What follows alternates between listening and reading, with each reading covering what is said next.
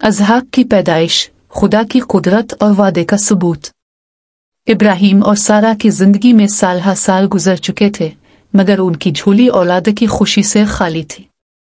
एक दिन खुदा ने इब्राहिम को ख्वाब में पैगाम दिया कि उसकी बीवी सारा के यहाँ एक बेटा पैदा होगा। इस पैगाम ने इन दोनों की उम्मीदों को जला बख्श दी। सारा, जो कि उम्र रसीदा थी, ये खबर सुनकर हैरान हुई और दिल ही दिल में मुस्कुराए।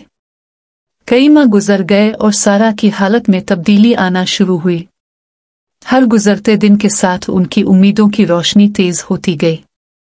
इब्राहिम और सारा दोनों दुआ में मशगूल रहे और खुदा की कुदरत पर यकीन रखते रहे।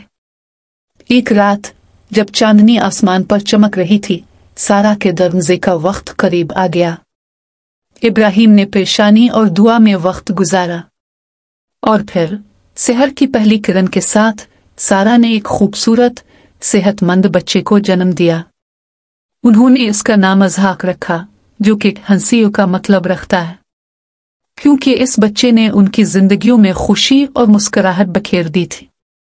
ये मौजिज़ा खुदा की कुदरत और वादे का सबूत था, जो आज भी हमें उम्मीद और यकीन की राह दिखाता है।